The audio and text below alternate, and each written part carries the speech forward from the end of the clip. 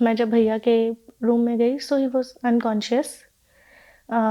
कुछ मूवमेंट नहीं कर रहे थे, उनकी बॉडी बहुत ज़्यादा फ्रीज़ हो गई थी सॉर्ट ऑफ, और वो बहुत तेज़ गए और उन्होंने उनके फ्लोर की बालकनी से जंप कर दिया। मैं अब ये नहीं चाहती कि जो मैंने सफ़र किया वो गुड्डा सफ़र करे। लाइफ में कभी उसे कोई भी एहसास करवाए कि उसके पेरेंट्स नहीं हैं। वो 7 साल का है, उसने कभी अपने मम्मी-पापा को देखा नहीं है।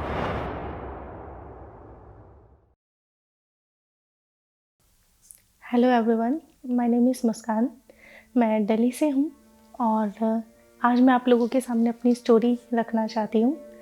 जैसा कि हम already official people of India के पेज पे देख चुके हैं ऑलरेडी, और इसके लिए मैं थैंक यू करना चाहूँगी इस पेज को कि उन्होंने एक प्लेटफॉर्म दिया जहाँ पे मैं अपनी स्टोरी सबके सामने रख सकती हूँ या बता सकती हूँ जो भी मेरे साथ हुआ। तो ये स्टोरी मेरी लाइफ के बारे में है, गुड्डा के और मेरे रिलेशनशिप के बारे में है। His name is Viraj and मेरे लिए अगर इस पूरी स्टोरी का एक टाइटल हो सकता है तो वो टाइटल होगा गुड्डा द गॉड गिफ्ट, क्योंकि मेरे लिए वो एज अ गॉड गिफ्ट ही है जो मुझे मिला है ऑलरेडी। कभी कभी कुछ चीज़ों को हमें थोड़े टाइम बाद पता चलता है कि वो हमारे लिए क्या मैटर करती है, तो इसी तरीके का कुछ है। तो मैं अपनी स्टोरी शुरू करती हूँ। सो बेसिकली मैं दिल्ली से बिलोंग करती हूँ, एक मिडिल क्लास फैमिली से।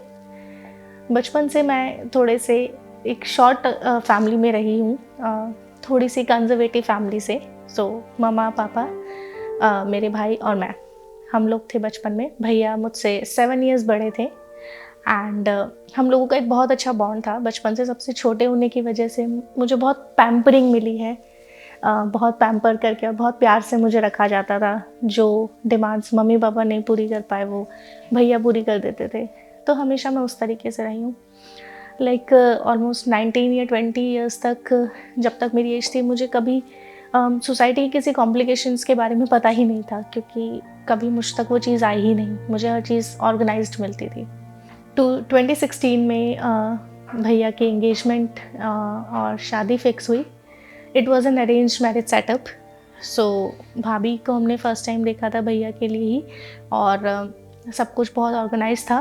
3 दिसंबर 2016 को भैया और भाभी की शादी हुई, और बहुत अच्छे और बहुत बिग एक फॉर्मेट पे हुई थी, क्योंकि हम लोग बहुत खुश थे कि बचपन से हम सिर्फ 4 लोगों की फैमिली थी।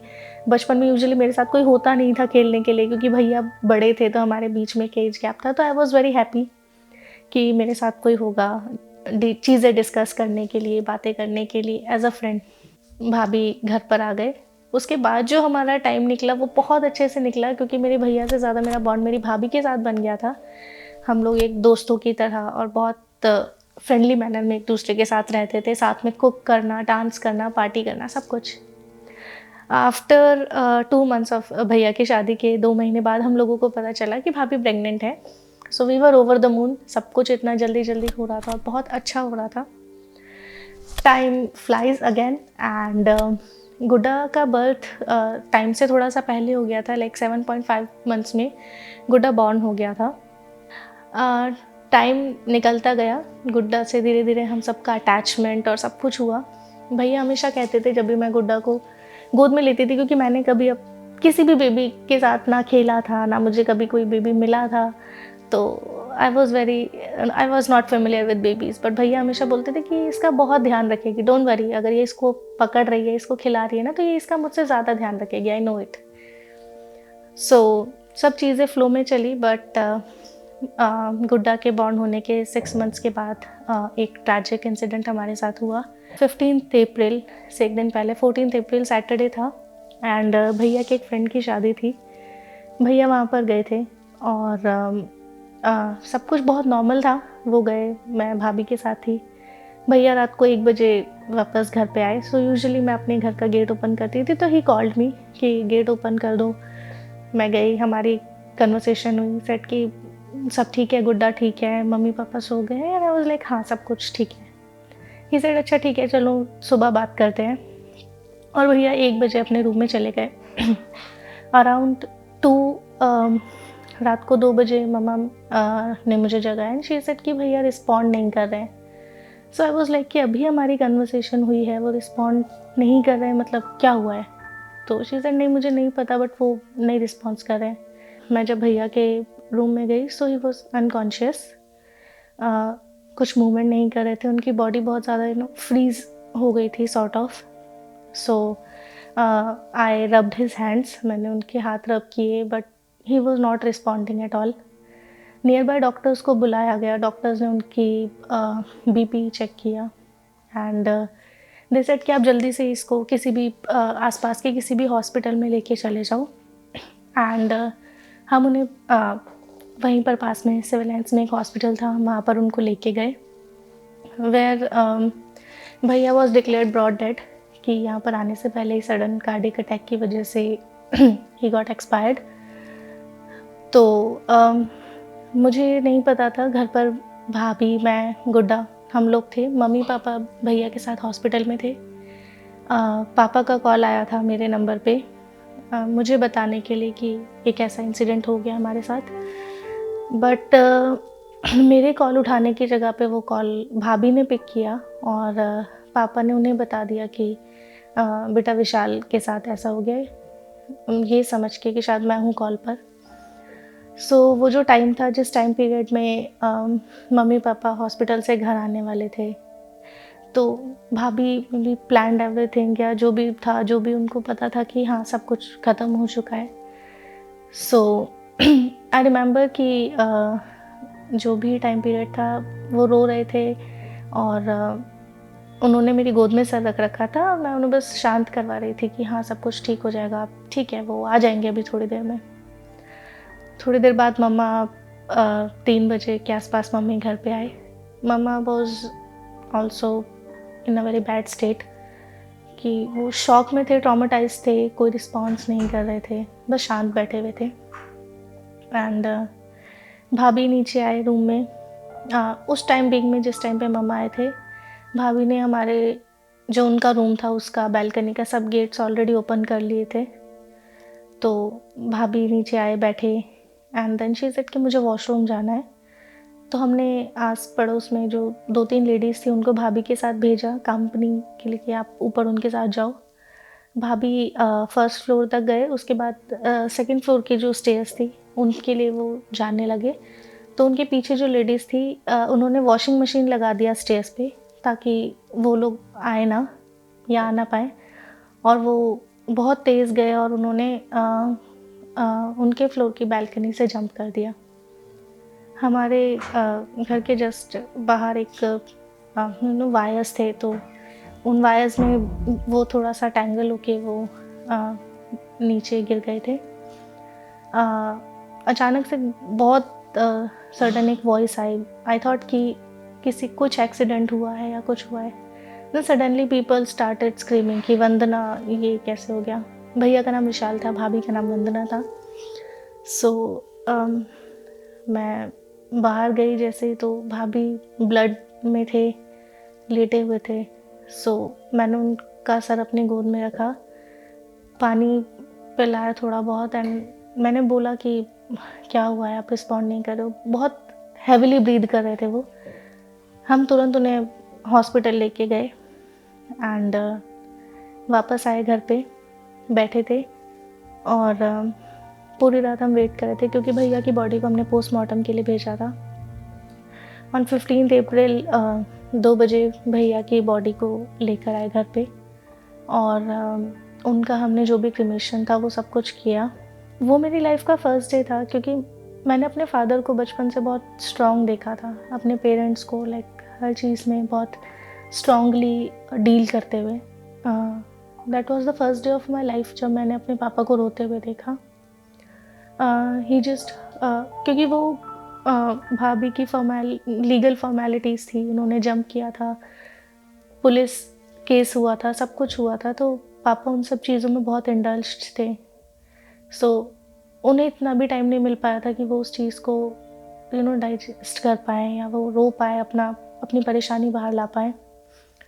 तो वो फर्स्ट डे था शायद मेरी लाइफ का जब पापा ने मुझे हग किया और वो बहुत रोए।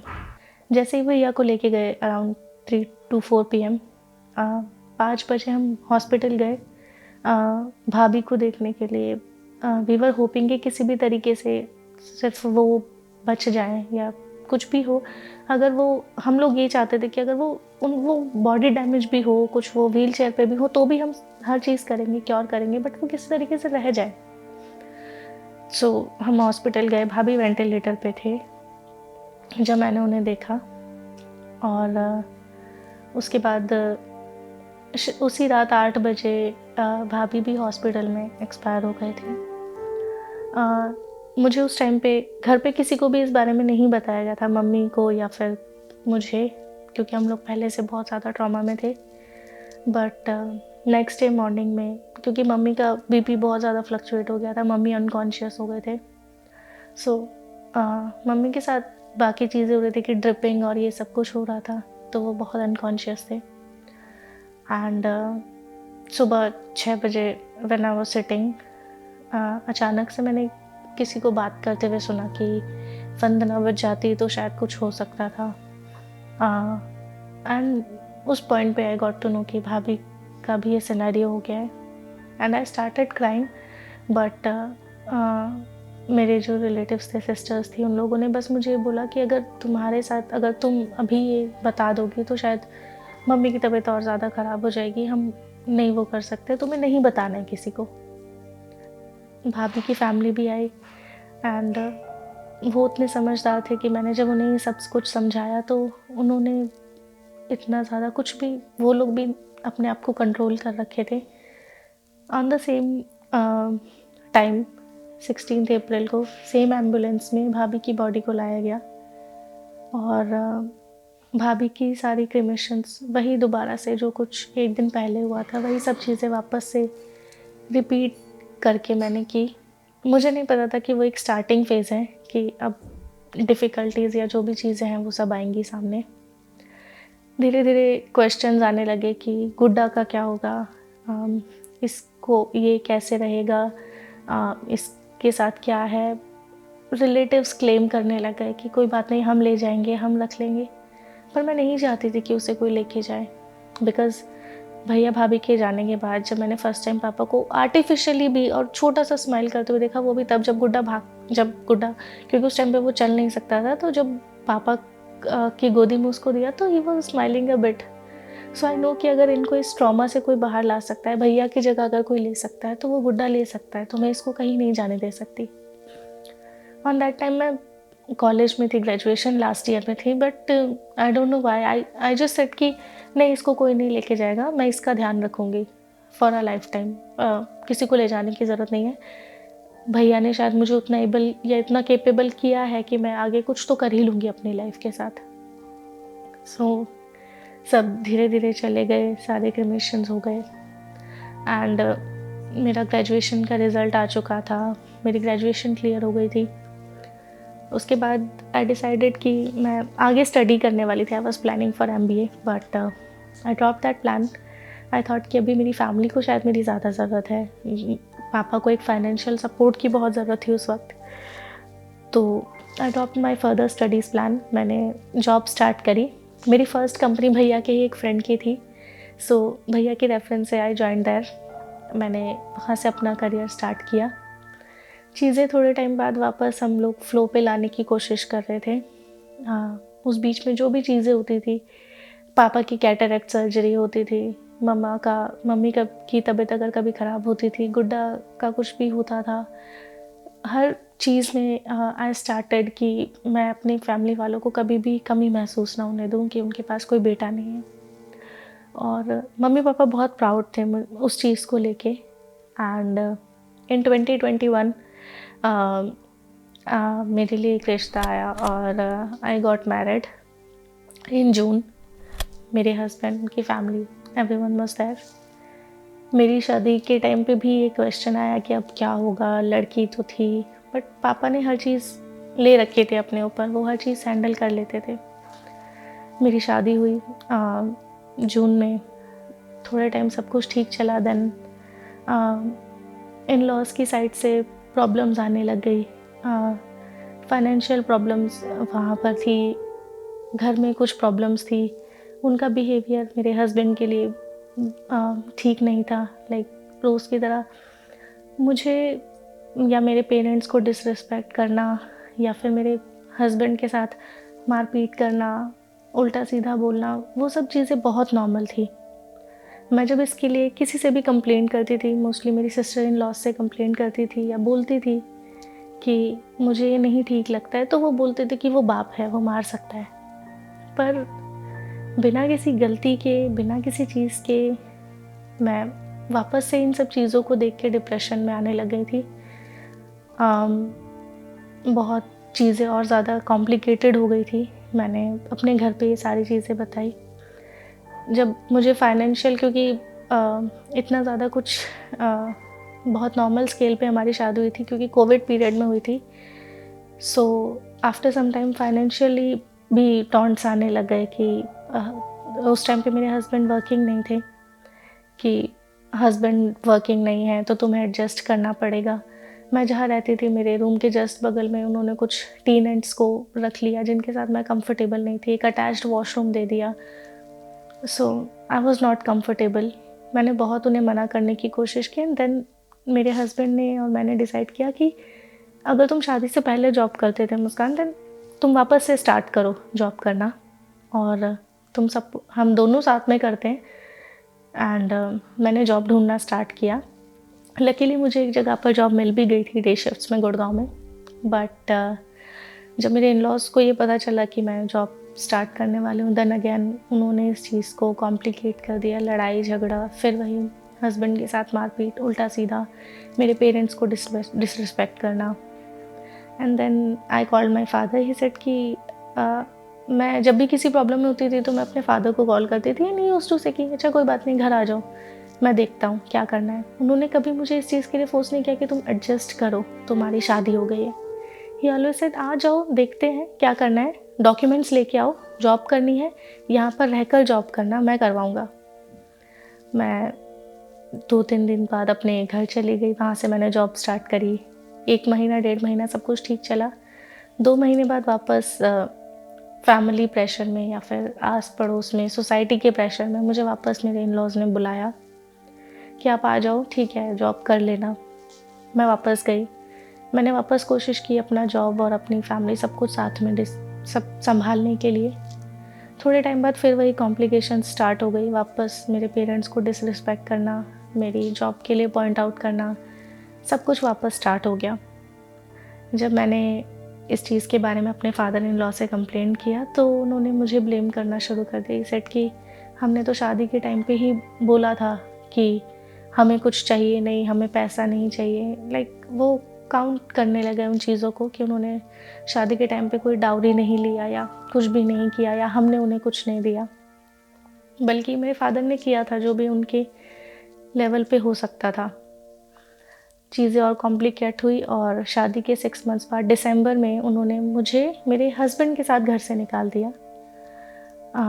मैंने वापस अपने पापा को कॉल किया। पापा का सेम रिस्पॉन्स था कि मेरी गलती है, मैंने पिछली बार तुम्हें भेजा, मुझे समझना चाहिए था कि वो नहीं सुधरेंगे, तुम वापस आ जाओ। मैं अपने हस्बैंड के साथ घर चली गई। 1 मंथ में और मेरे हस्बैंड मेरे घर पर ही रहे थे। उनकी फैमिली का उनके साथ कोई भी कनेक्शन कुछ नहीं था।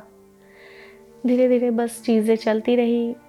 1.5 साल तक यही चीज़ें ऑनगोइंग रही। मैं जॉब करती थी, हम सेपरेट रहते थे और मेरा लिंक बिल्कुल ख़त्म हो चुका था उनसे। एंड आफ्टर 1.5 ईयर्स कुछ कॉम्प्लिकेशंस आई मेरे और मेरे हस्बैंड के रिलेशन में, इन्हीं सब चीज़ों की वजह से। एंड वी डिसाइडेड कि नहीं, अभी थोड़े टाइम हम अलग अलग देखते हैं, अलग अलग रहते हैं। मैं ऑलरेडी सफ़र कर रही थी इन चीज़ों से कि मेरा रिलेशन या मेरी शादी आगे जाएगी या नहीं, या कितने टाइम तक रहेगी। बहुत कॉम्प्लिकेटेड था। और उसी टाइम पीरियड में पापा ने बोला कि अपने आप को थोड़ा टाइम दो, कहीं बाहर होकर आओ और वापस आओ, शांत हो और फिर देखो तुम्हें क्या करना है। तो मैं जॉब नहीं कर रही थी, अनएम्प्लॉयड थी।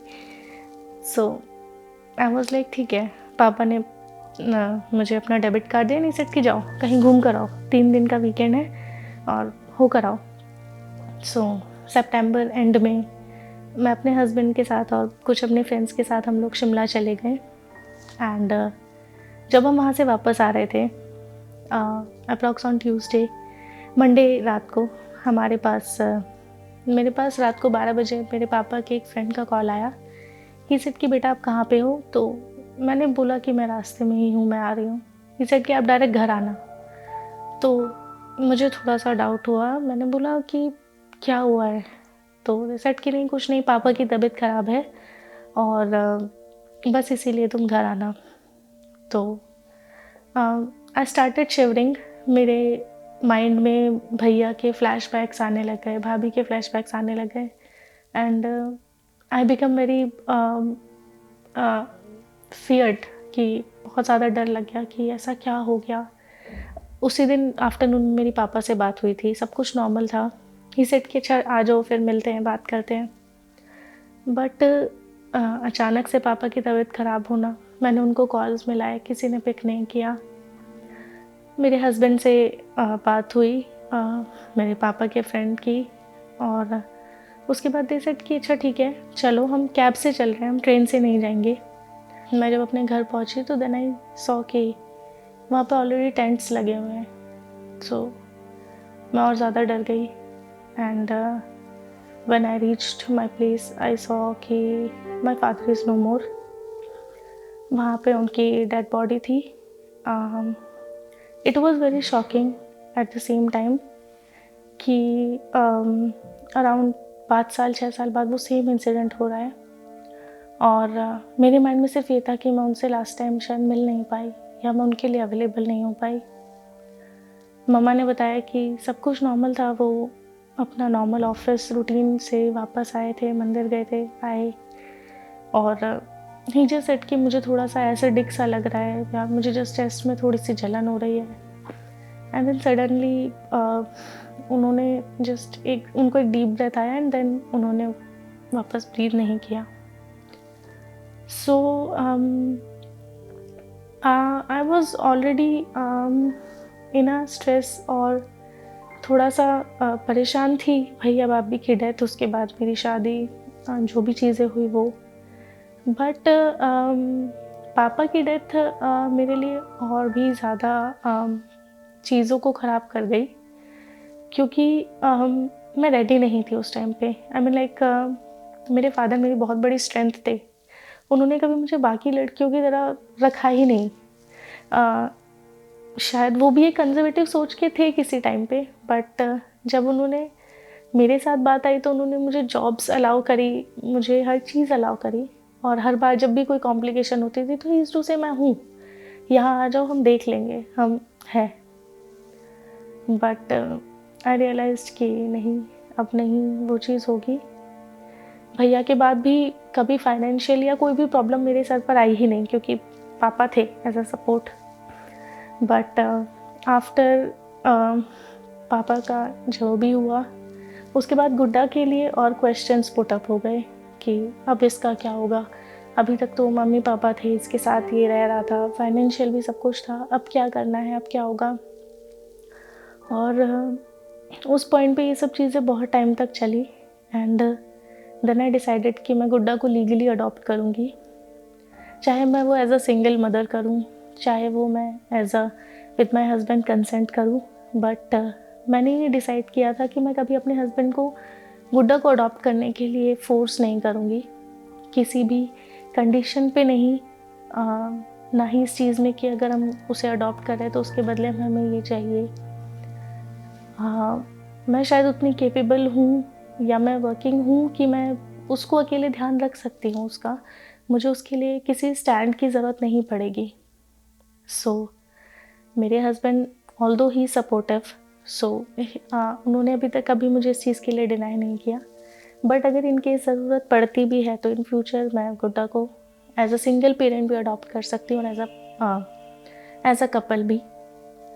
सो जो भी मेरी जर्नी रही थी इट वॉज़ वेरी अनसर्टेन।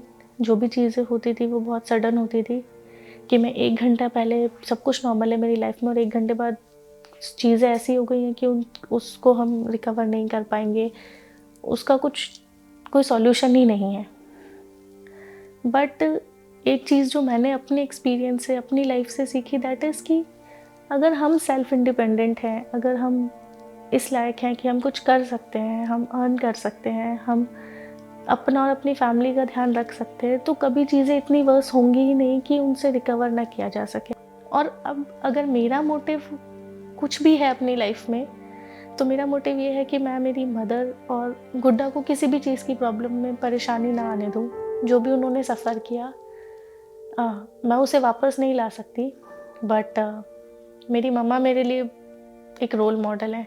शायद मैंने उनसे ज़्यादा स्ट्रॉन्ग लेडी अपनी लाइफ में कभी नहीं देखी।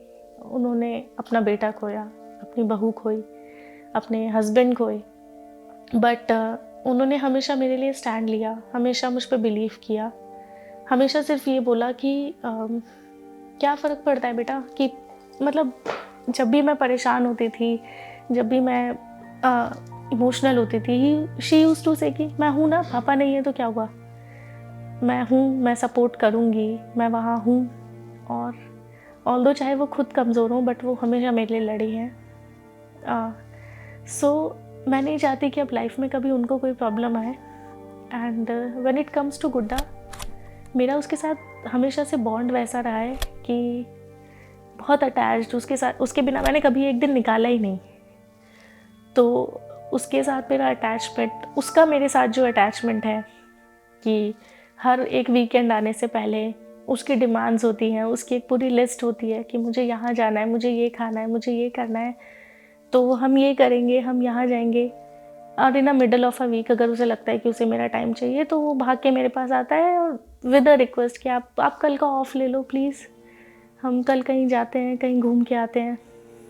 तो मैं अब ये नहीं चाहती कि जो मैंने सफ़र किया वो गुड्डा सफ़र करे। लाइफ में कभी उसे कोई भी एहसास करवाए कि उसके पेरेंट्स नहीं हैं। वो 7 साल का है, उसने कभी अपने मम्मी पापा को देखा नहीं है। वो अपने पेरेंट्स को उस वे में देखेगा जिसमें हम उसे दिखाएंगे।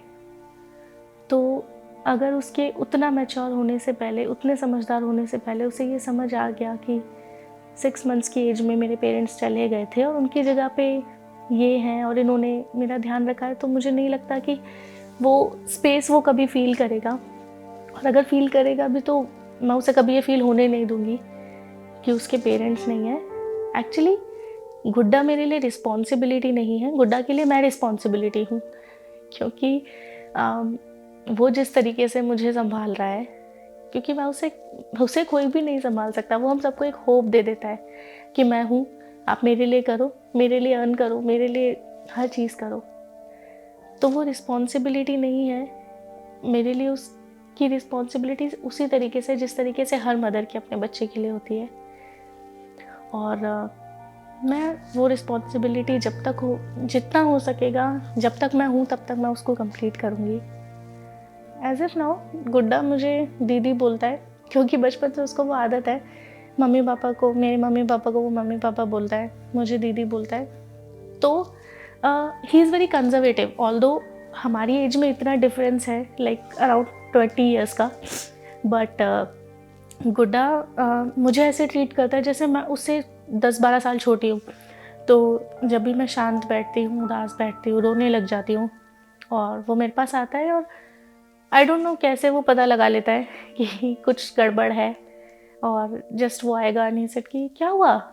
तो मैं उसको कुछ भी बताती हूँ कि ऐसा हुआ, इसने मारा, इसने डांटा, रुको मैं अभी जाता हूँ। और वो भाग के उस पर्सन को अप्रोच करेगा लड़ने के लिए कि आपने उनको ऐसा क्यों बोला, आपने ऐसे क्यों डांटा। मैं अगर कभी उससे नाराज़ हो जाती हूँ, वैसे ही मजाक मजाक में कि नहीं अब मैं बात नहीं करूँगी, वो वापस आएगा अपने रूम में, अच्छा आई एम सॉरी, मैंने ऐसे नहीं बोला था, ऐसे नहीं करा था। भैया भाभी की डेथ के टाइम पे गुड्डा मैच्योर नहीं था, लेकिन पापा की डेथ के बाद उसे पता था कि ये क्या हुआ है। 2 दिन तक गुड्डा को मैंने रोते हुए नहीं देखा था। वो पापा के बारे में पूछता था बट चुप हो जाता था। बट एक दिन जब पापा के रिचुअल्स चल रहे थे और पापा की एक फ़ोटो रखी हुई थी, तो गुड्डा खेलते खेलते नीचे आया, और वो जस्ट आया, मेरी गोद में बैठा, और वो पापा की फ़ोटो देख के अचानक रोने लग गया। एंड देन आई रियलाइज्ड कि समवेयर इसको इतना समझ आ रहा है कि कुछ गलत हुआ है, कुछ गलत हो गया है। उसके बाद से वो ऑब्ज़र्व करता था कि जब भी रिलेटिव्स आते थे, वो मम्मा से या मुझसे पापा के बारे में कुछ पूछते थे, तो हम रोने लग जाते थे, परेशान हो जाते थे। तो अब जब भी कोई रिलेटिव आता था, गुड्डा पहले से उनको वार्निंग दे देता था, प्लीज़ मेरे पापा के बारे में बात मत करना, मम्मा दीदी परेशान हो जाएंगे। और वो चीज़ें चेंज कर देता है। मतलब नॉट ओनली लुक वाइज, मुझे बहुत लोगों ने बोला है कि कोई कह ही नहीं सकता ये आपका बेबी नहीं है, आप लोग इतने सिमिलर फेस हैं आप दोनों का, आप दोनों बिल्कुल एक जैसे लगते हो।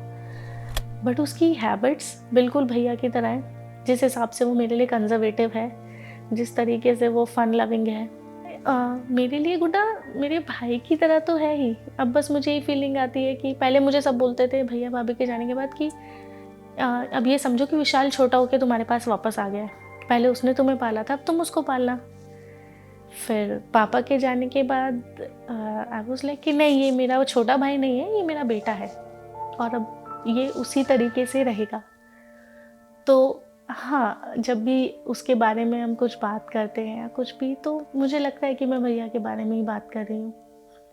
अगर मेरी स्टोरी से किसी को भी कोई भी मैसेज जा पाएगा तो मैं यही मैसेज देना चाहती हूँ कि किसी भी चीज़ के लिए, किसी भी रीज़न के लिए कभी भी अपना करियर छोड़ना या अपने मोटिव से भटक जाना is not a solution. Problem हम सबके साथ आती है और सबके साथ आएगी ही, लेकिन अगर हम अपने पैरों पर खड़े हैं तो हमारे पेरेंट्स हमारी चिंता नहीं करेंगे। उन्हें इतना भरोसा होगा कि हमारी बच्ची हमारा ध्यान रख सकती है। हमारे माँ बाप सिर्फ हमारे भाइयों की रिस्पॉन्सिबिलिटी नहीं है या किसी बेटे की रिस्पॉन्सिबिलिटी नहीं है। अगर आपके माँ बाप ने आपको और आपके भाई को सेम तरीके से पाला है, तो जब उनकी एज आएगी तो हम भी उनको उसी तरीके से ध्यान रख सकते हैं। क्यों एक लड़की को शादी के बाद अपने भाई पे डिपेंड होना है कि मेरे मम्मी पापा का ध्यान मेरा भाई रखेगा? आप भी तो रख सकते हो। So it's all about organizing things. अपना करियर छोड़ना या अपने पेरेंट्स को छोड़ देना, या शादी के बाद माँ बाप थे अब उनसे रिलेशन ख़त्म हो गया है, इतना अटैचमेंट नहीं है, ऐसा कुछ नहीं होता। ऐसा होना भी नहीं चाहिए। आपकी फैमिली आपकी रिस्पॉन्सिबिलिटी है। एटलीस्ट उतने केपेबल रहे हम कि जो भी सर्कमस्टांसेस आए, जितनी भी जिम्मेदारियाँ हैं, हम उन्हें निभा पाए ठीक से, हमें किसी पे डिपेंड ना होना पड़े। बस मुझे तो यही कहना है।